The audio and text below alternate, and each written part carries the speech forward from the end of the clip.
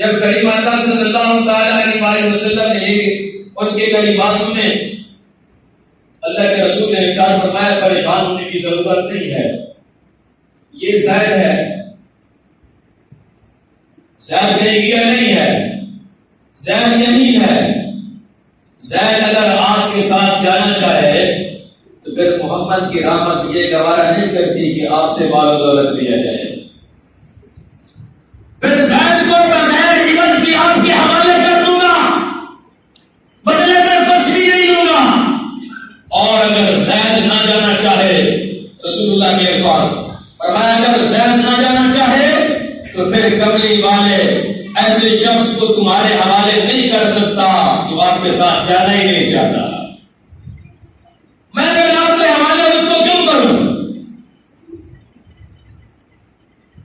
جب رسول اللہ نے یہ ارشاد فرمایا تو وہ کہنے لگے یا رسول اللہ آپ نے تو ہماری سوچ سے بڑھ کر ہمیں عطا کر دیا ہے، ہم نے تو اتنا سوچا ہی نہیں تھا کہ آپ اتنے غریب اور شفیق ہیں۔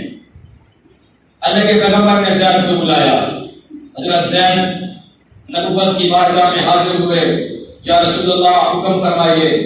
اللہ کے پیغمبر نے فرمایا زید ان کو پہچانتے ہو؟ یہ یا رسول اللہ پہچانتا ہوں، یہ میرے والد ہیں، یہ میرے چچا ہیں۔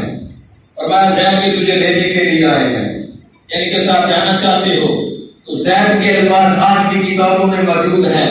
حضرت زید کہنے لگے یا رسول اللہ صلی اللہ تعالی علیہ وآلہ وسلم میرے ماں باپ آپ پر قربان ہو جائیں، میرا سب کچھ آپ پر قربان ہو جائے، آپ کے ہوتے ہوئے بھلا میں کس کو ترجیح دے سکتا ہوں؟ میں ان کے ساتھ کیسے جا سکتا ہوں آپ کو چھوڑ کر کے؟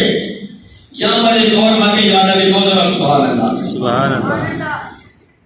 ہمارے قریب اللہ والے گزرے ہیں، وہ مکہ کی سرزمین پر جب گئے اس وقت وہاں کے جو لوگ تھے معاشی حالات ذرا تنگ تھے، تو یہ بچہ یتیم بھی تھا، رہنے کے لیے مکان بھی نہیں تھا، کھانے کے لیے روٹی بھی نہیں تھا، پہننے کے لیے کپڑا بھی نہیں تھا۔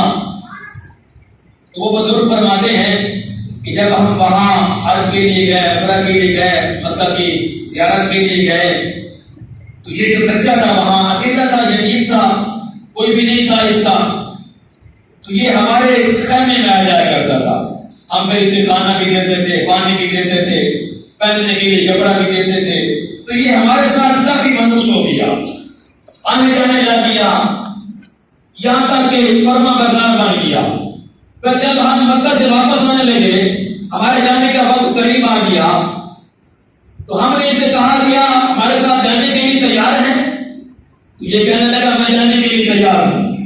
یہ بہت خوش ہوئے کہ یہ بچہ ہے، ہماری اولاد تو ہے نہیں، ان کا والدین نہیں ہے، چلو ہم اس کو پالے پوسیں گے، وہاں اس کی تربیت کریں گے، پرورش کریں گے۔ اب سامان وغیرہ جب تیار ہو گیا تو جب بچہ جانے لگا تو اس نے گنبد خضرا کی طرف دیکھا، سبحان اللہ، گنبد خضرا کی طرف دیکھ کر کے جب جانے لگا تو آنکھوں میں آنسو ٹپک پڑے، رونے لگا۔ بزرگوں نے دیکھا کہ بچہ رو رہا ہے، خیریت تو ہے، پوچھا کیا بات ہے؟ تو بچے نے کہا کہ رو اس لیے رہا ہوں کہ یہ گنبد خضرا ہے، اگر اس کو چھوڑ کر کے چلا جاؤں گا تو وہاں اتنی محبت اور اتنا پیار مجھے کیسے نصیب ہوگا؟ تو یہ کہنے لگا بچہ چھوٹا سا کہ جو آپ کا ملک ہے وہاں گنبد خضرا ہے، کالی کملی والے کا گنبد ہے، روزہ ہے۔ انہوں نے کہا نہیں نہیں، یہ تو ایک ہی ہے، اس طرح اور کہاں ہو سکتا ہے؟ یہ بچہ کہنے لگا میں اپنا سب کچھ قربان کر چکا ہوں اس گنبد خضرا پر، کالی کملی والے کے مینار پر، میں مر جاؤں گا، بھوکا پیاسا تڑپ تڑپ کر سسک کر اپنی جان دے دوں گا، لیکن اللہ کے پیغمبر محمد کے روزے کو چھوڑ کر نہیں جاؤں گا۔ یہ بچے کی طرف تھی محبت تھی کملی والے کے گنبد کے ساتھ۔ حضرت زید نے بھی کہا یا رسول اللہ میرا باپ ہے، میرا چچا ہے، میرا قبیلہ ہے، سب کچھ آپ کے قدموں پر قربان ہے، لیکن آپ کو چھوڑ کر کہیں نہیں جاؤں گا۔ زید کے والد نے کہا بیٹا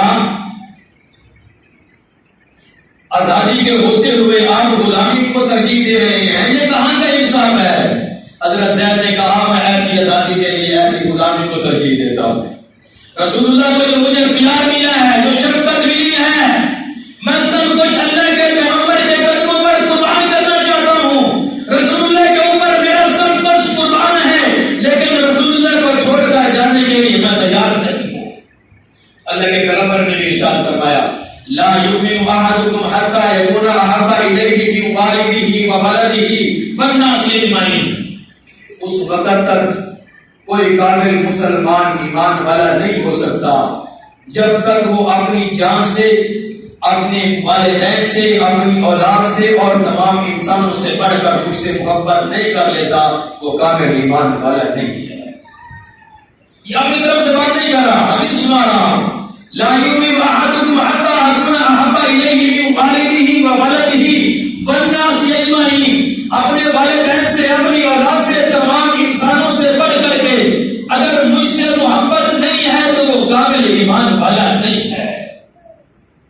تو پھر یہاں پر صحابہ کرام طرف گئے، عشق رسول طرف گیا، سیدنا صدیق اکبر کا عشق اللہ کے رسول کے ساتھ طرف گیا. سیدنا صدیق اکبر رضی اللہ تعالیٰ عنہ اپنے گھر میں موجود ہیں. صدیق اکبر کی موجودگی میں حضرت ابی قحافہ، حضرت صدیق اکبر کے والد اس وقت مسلمان نہیں ہوئے تھے. اللہ کے رسول صلی اللہ تعالیٰ علیہ وسلم کی شان میں گستاخی کر دی. اب صحابہ کا رزق ہو تو کوئی گستاخی کرے اللہ کے رسول کی شان میں تو یہ برداشت نہیں ہے. برداشت ہے ایمان والوں؟ نہیں